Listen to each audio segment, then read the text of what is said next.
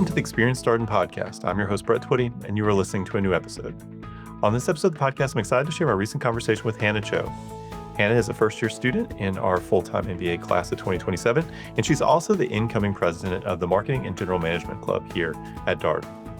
Recently caught up with Hannah to talk more about her background, her decision to pursue an MBA, what led her to Darden, her plans for the Marketing and General Management Club in the year ahead, and so much more. I think you're really going to enjoy this conversation. And as always, if this conversation is helpful for you, please like this episode and subscribe to this podcast so you never miss an update. And remember, you can always check the episode description for links to Darden blogs, social channels, and more. Now, without further ado, here's my conversation with Hannah Cho. Hannah, welcome to the podcast. Thanks for having me. Well, it's great to have you here. How's everything? How are you doing?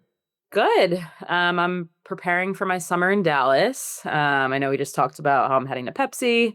So I just have, some things to check off the list before I move down there from Charlottesville. All right. Is Dallas a new location for you? Yes, I came from New York City prior to Darden. So it's definitely going to be a change being in the South and being in Texas, but that was kind of the goal, was to try something new this summer, because when else can you work for 2 months and then essentially leave? So I think it's a gift to be able to try something new. Yeah. First time living in a metroplex, I assume? Yeah, I guess a driving one. I never really had a car, so that'll be fun bombing down the Texas throughways at like 90 miles per hour. All right. Well, thanks for your time. It's great to catch up with you. Before we get too far into the conversation, tell us a little bit more about who you are and your background. Yeah. So I grew up in Connecticut in the Hartford area. Growing up, I was always an athlete, played pretty much every sport under the sun, and then went on to play college lacrosse. And then post college, ended up in New York City, like I mentioned. And I actually worked in the beauty industry. So I started as an intern at L'Oreal, which is the biggest beauty company globally, and stayed there for 7 years, working my way up. And started in hair care on a couple salon brands, and then moved over to skincare and makeup before I left to go to Darden. How long had you thought about an MBA? I started thinking about it while I was at L'Oreal. A lot of people there didn't have their MBA, but the leaders that I worked for mostly did, and the ones that I admired had gone to business school.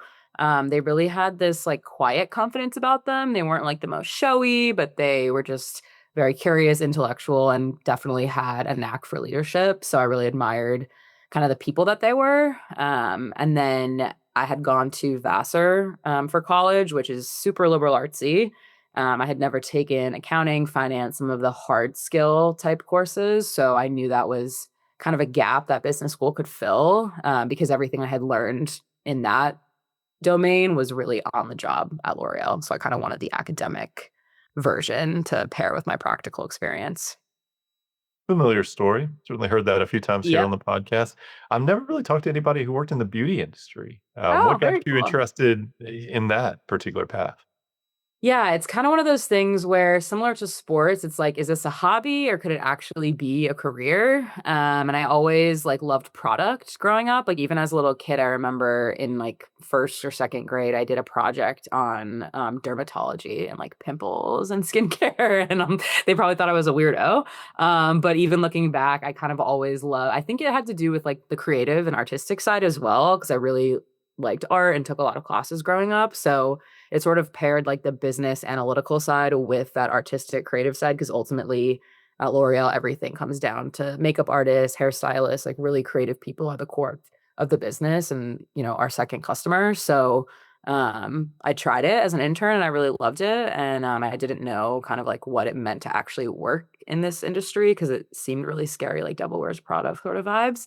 But I really liked that it was a competitive kind of sink or swim environment. I think probably similar to sports, where it's a lot of really smart, competitive people, but if you can kind of muscle through, it's really fulfilling. So I had so much fun there, and I love the people there.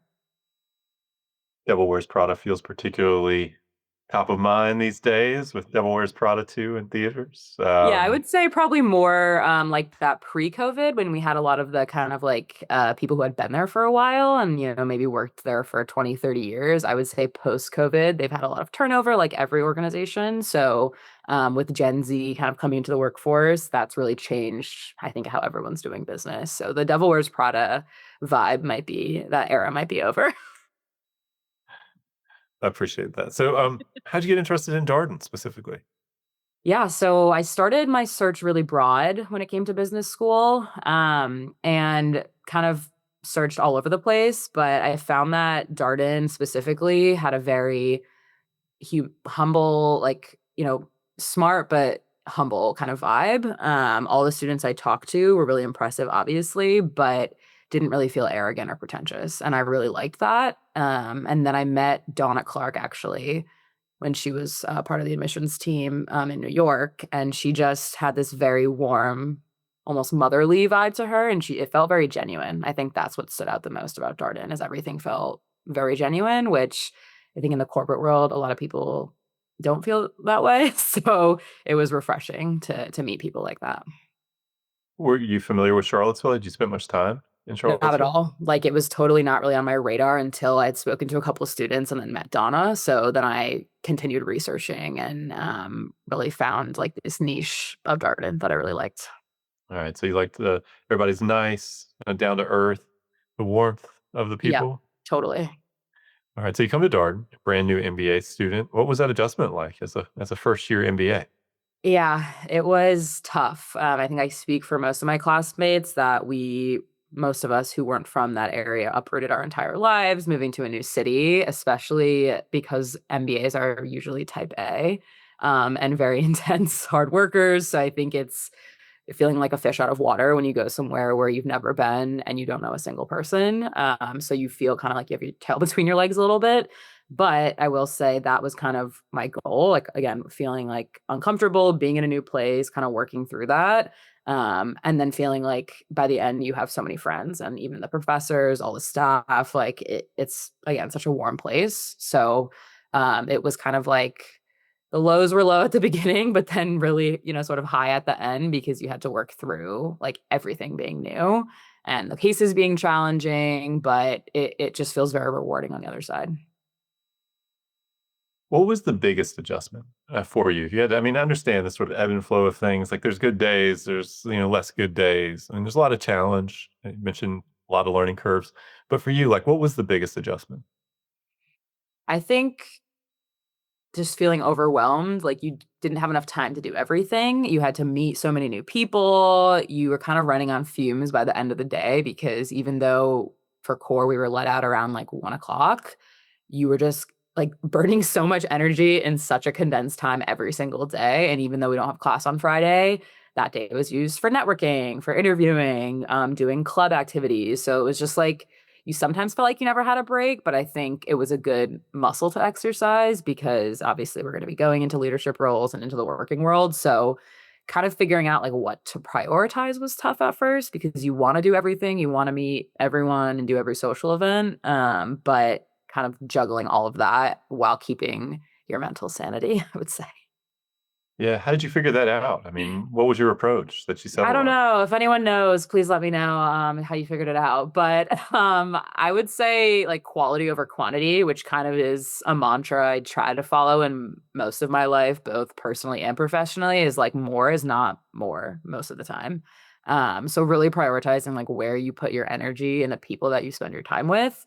I'd rather have, a small circle of friends that I really connect with versus, trying to be friends with everyone or join every single club and do every leadership role. I learned to sort of do what I know and what I like well versus spreading yourself super thin. Yeah, I mean, you're gonna have to prioritize things. I think that's one of the clearest things I've heard from students here on the podcast is you need to know what's important to you as you come into the experience because there's going to be so much opportunity and so many things you could be doing. And there's a tendency to kind of follow the crowd and, well, let me go see what all these other people are doing. And that can really be stressful. And then you feel like you're pulled in a million different directions. You don't have time for anything. That's tough. I think we actually did an exercise that symbolized that during orientation week, where they gave us this bag of colored balls, like from a ball pit, and we had to write in Sharpie like family, academics, recruiting, social, all the different sort of priorities in our life that was personal to you. And then they kind of showed how you can't juggle all the balls at the same time. Maybe I'm botching this story, but kind of just like this metaphor of like when one ball is in the air, another one falls. So how do you kind of work on like, maybe today these balls will stay in the air and those others will fall. But I thought it definitely rang true. Like, you same with like filling your cup. Like not every cup is going to be full every day, but how do you kind of spread the wealth so that you feel like you achieved what you wanted to or accomplished your goals. What section were you in? I was in section D, the dragons. All right. What was your favorite thing about section D? Oh, I would say we're definitely the best section because everybody else says it. I'm not even just tooting our own horn. I've had multiple people in my class say that we are probably the best section because we are the funniest, we are the most social, and the loudest, which isn't always a good thing, right? Because sometimes being loud can be annoying. But I will say my section was, we always were joking in class with our faculty. We had multiple faculty say that they loved coming to our class because we were always just goofing around, having a good time. Not to say it wasn't serious, but I definitely fit that mold of like wanting to, have the light, comedic relief throughout a hard core. So I would say that I can really stand behind us being the best section, even though we lost our Darden Cup this year. But that's a different story. Well, there can only be one winner. Exactly. And I wasn't, ride or die for the Darden Cup. I just wanted to have a fun section with good people. And I think we accomplished that. It's interesting that other sections have complimented your section on how much they. I have not gotten that generosity here on the podcast. Most people come on and say, "Our section, of course, the best section." Right. I mean, I'm a very honest, straightforward person. So I would tell you if I didn't think my section was the best, believe me. But I think in that sense, like socially, we were, and people wanted to hang out with us, which I think is a badge of honor. Yeah, for sure. I appreciate that. What was one of your favorite things you did as a section? It's kind of fun to hear about some of the section traditions or Yeah. norms that the sections have. Yeah, so I was on the section board. I was one of the social reps. So I organized basically every social event we did once the second years kind of took a back seat. So all of the kind of pre-games or tailgates that we hosted before the DSA sponsored events like Halloween, Neon Party, Winter Ball, those were super fun. But I would say probably the event that stood out the most, selfishly because I thought of the idea and organized it, is we had a case in our decision analysis class about tea using data to basically like guess if you tasted 10 cups of tea, could you tell the difference of like, did somebody put milk in first or the tea in first? It was this weird British case. And we organized tea time. So we brought in like this big cart of water and we had people from different countries bring in their tea. So we had someone from India make homemade chai. We had a British guy bring in his English tea and shared it with our professor. And he was cracking up because he like just thought this was a case we were going to breeze through, but we made it a whole thing. And we were joking that if you can't bring physical tea, you have to bring like metaphorical tea, which is gossip. So either bring tea or tea. So we hope that's a tradition that the next incoming class will continue as tea time. I appreciate that. A tea party, real tea or metaphorical tea, Yep, in the parlance of our times. exactly. In terms of your career goals, did they stay the same over the course of your first year? Did they change? I would say they've generally stayed the same, but definitely broadened a bit. Because I think I'm in the sort of unique camp where I am not coming into pivot. A lot of my classmates came to business school to pivot, which is kind of the point, right? So I think people are kind of like, well, you liked your job, you were in the beauty industry, like, why would you leave? But for all the reasons I mentioned, and thinking I'd want to be a CMO, lead a marketing team, lead a brand one day globally. But now I'm kind of thinking, given that Darden is so heavy on the general management, the case method, more of a holistic approach to running a business, I really enjoyed the strategy classes that we took and the operations class, which I didn't think would be one of my favorites. So kind of looking again more holistically at like other roles I could do within a brand. So not just marketing, maybe a strategy or operations role, because you kind of need all these tools in your toolkit when they start having those conversations about leadership and who they're promoting, that you're a well-rounded candidate. So I think I've just expanded like what I'm willing, the types of roles I'd be willing to take, because these paths these days are just so unconventional. So I'm glad that Darden kind of exposed me to functions and areas that I wasn't familiar with. Yeah, I mean, that's the beauty of the core curriculum, right? You 10 subject areas. There's no way somebody's taking classes in all these areas before coming to Darden. So Right. some discovery that happens through that Yeah, experience. they kind of make you take things you wouldn't have on your own volition, which I think is a good thing because it's easy to go into your comfort zone of your background. But some of the classes I enjoyed the most, I had no background in. So I think that's the beauty of like, I really like that we didn't have choice, that they just put us in the class. We were all in it together. And then obviously you have unlimited choices in your second year electives, but it was nice to kind of go through the machine and feel like you were really well equipped. And cool to think about. You work for a luxury brand, and now you're going to go work for Pepsi and this summer experience. That's like a every person's brand. Yeah, Yep. very, very broad channel. That was kind of the goal too, was obviously luxury and beauty is much more targeted toward women of a certain demographic. And, that's obviously changing, but I really wanted to pivot into the mass CPG sector. So another reason why Darden and the MBA was kind of perfect to get me in those rooms. And I'm in a rotational program. So that's another thing that is special to MBAs. You get to go through these leadership development programs. They call them LDPs, where you're exposed to different functions within a business and you're kind of put on a pedestal as an MBA, which is awesome. So being at a place like Pepsi, which is such a heritage American brand, that's the other piece. I worked for a French company. So working for an American company will be very cool. And I'm hoping to pivot into sports long term. So Pepsi kind of is perfect for that. They're doing the World Cup this summer with Messi and Lay's. They worked with David Beckham, I think, for the Pepsi beverage. So I'm hoping to get a taste of that this summer. No pun intended. Good line if you're going to Thanks. work in the food and beverage industry. Well, Hannah, as you think about the second year, I know you've got a few months until your second year officially kicks off with your internship here, but um, what are you looking forward to? What are you excited about? What are you involved with?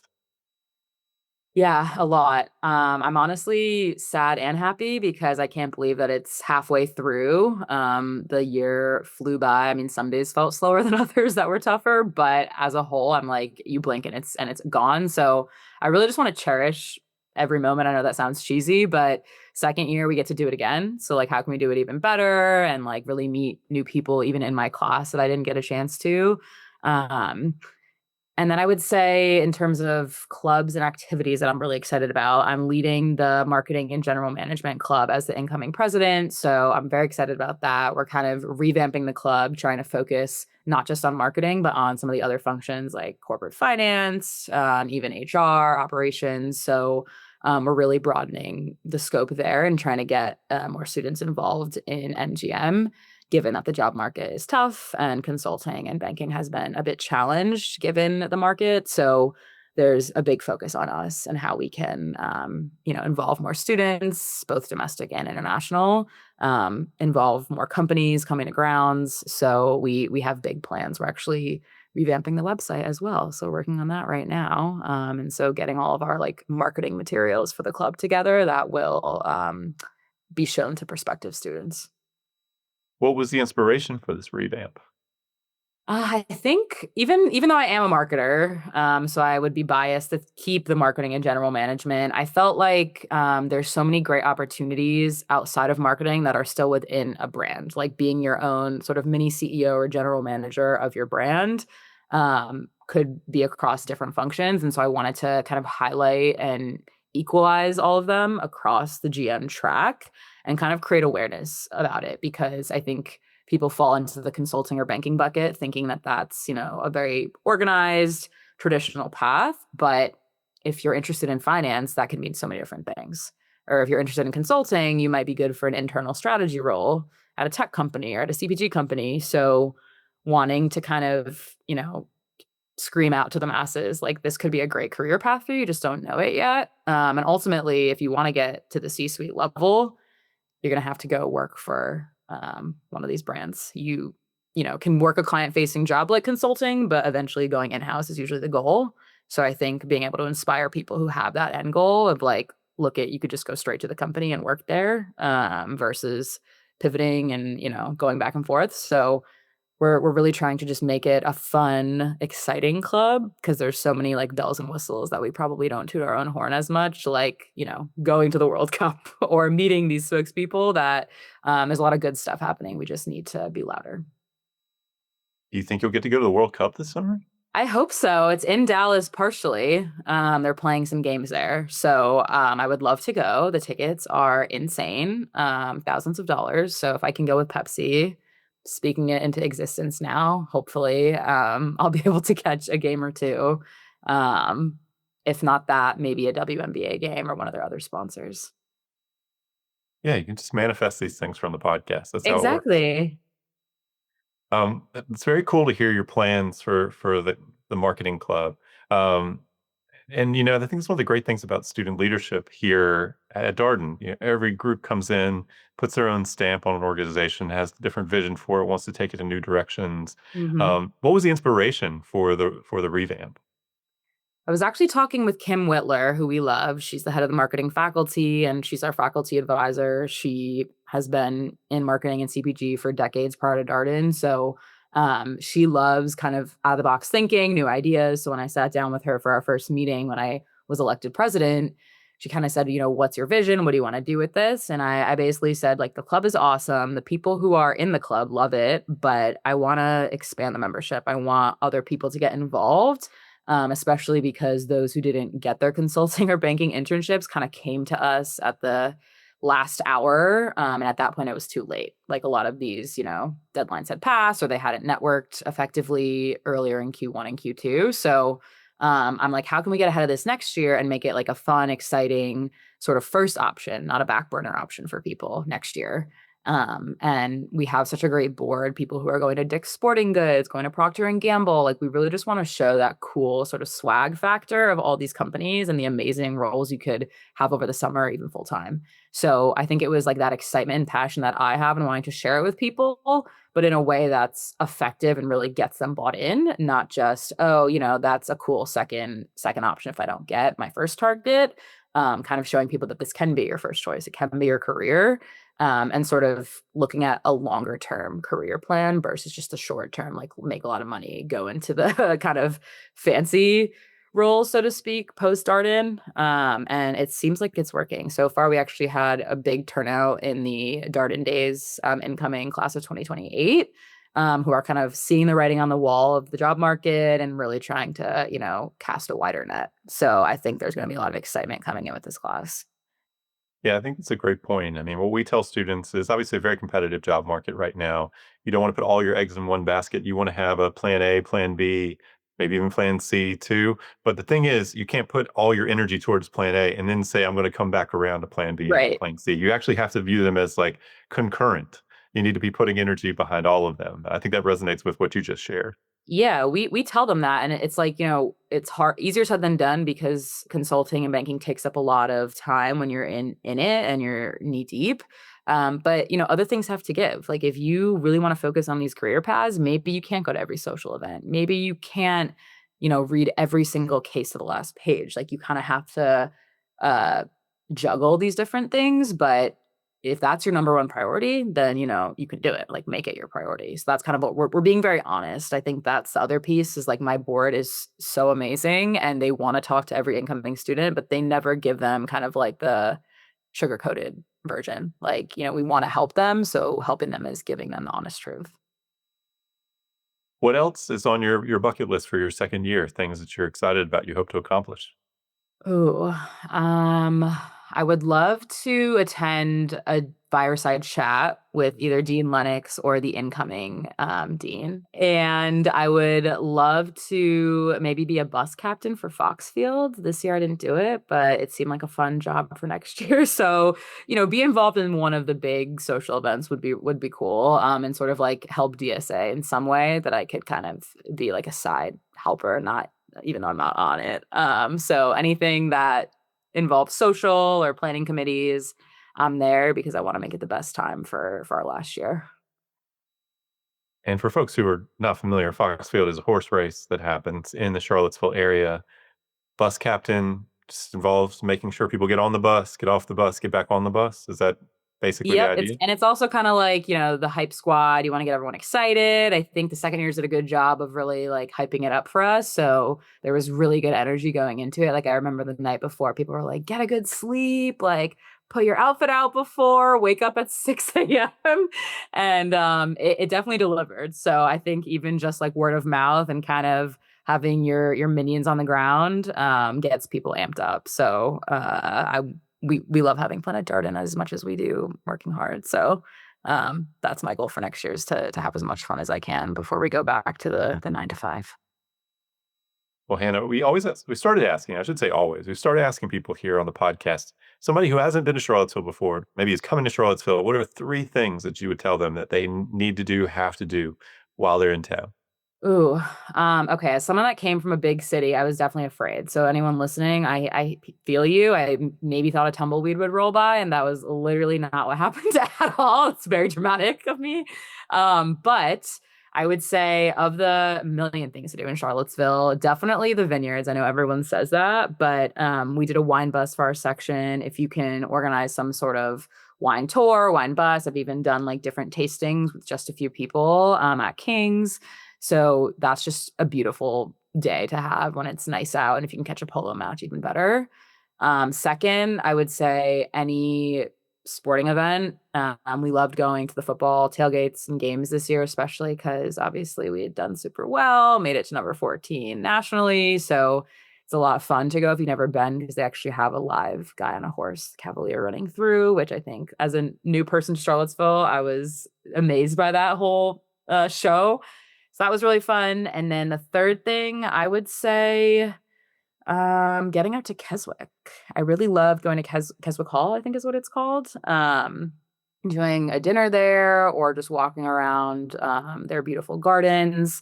There's a lot of places to kind of get away and decompress, especially when your week's been hectic. So Charlottesville is such a warm, relaxing place to do that. Yeah, beautiful setting. You mentioned King Family Vineyard. You don't have to be a polo fan. I think most people are there just out of curiosity as much as Yeah. anything. Like, hadn't been to a polo match, kind of curious about it. But there are some polo enthusiasts, don't get me wrong. Yeah, you totally don't have to. I mean, even if you're just interested in sports, like I remember a couple of my classmates when we were there was talking to some of the referees, umpires, I don't even know what they're called, and they were like explaining the rules. And some of the guys in my class were like sports fanatics, were like, I don't get it. So if it goes out this way, but they hit it there, they have to put the ball. And I'm like, okay, I don't think you guys need to like know every single rule, but just get the basics because it's very complicated. But that's one thing I would say is you learn a lot of new sports or cultural differences. Like even we learned how to play cricket at Darden for Darden Cup. And we had some of the Indian international students teaching us the rules, also very complicated and confusing. So that's been really fun to kind of, I thought I had played every sport, but there's more. For sure. Well, Hannah, last question for you. What's a piece of advice you would share with our prospective student listeners? Yeah, I would go back to less is more, and quality over quantity. Even with some of the club activities I'm doing this year, like I really just wanted to focus on marketing and general management, and I didn't even join the board of any other clubs or any student government because, and I'm not saying that's the right way, but really focusing on what means the most to you and what you're most passionate about and kind of going hard in that arena versus trying to do many things sort of mediocre. I know that might sound harsh, but I do think if you can prioritize what really matters to you, you'll be able to do it really well. And that will be the most fulfilling when you come away and look back at your Darden experience. Well, Hannah, good luck this summer in Dallas. I do hope you get to a World Cup game. I'll be watching it on TV like I think everybody else, Me but too. it's almost here. It's hard to believe it starts I just a know. few weeks. They actually have, I was watching this news clip of all the different cities throughout the country that are hosting specific countries. So the closest one is in Alexandria outside of DC is hosting the Croatian national team. And then it said like Kansas City is hosting like Argentina. And people were like, can you imagine Messi just walking through like Missouri? And it's just very interesting. We're having like a clash of cultures and worlds colliding in random cities across the US. So I think it's going to be a mess and also very fun to watch. Yeah, Kansas City, great town. Highly Yeah. recommend it. Yeah, I've been out there a few times, mostly for like sports or recruitment Mhm. related travel, but yeah, highly recommend it. Good Yeah, barbecue. it's gonna Different be from North Carolina barbecue. Still good. totally. So we'll see how the Argentinians like it. That's right. They also are people that have enthusiasm for grilled meats. Yep. So we'll see. We'll see what happens. But Hannah, great to speak with you. Good luck this summer. Thank you. And that was my conversation with Hannah Cho, a first-year student in our full-time MBA class of 2027. As always, if you have any comments, suggestions, requests, anything you'd like for us to cover here on the podcast, we're all ears. We can be reached at Darden, that's DARDEN, @virginia.edu. Till next time, stay safe, be well, and thanks for listening.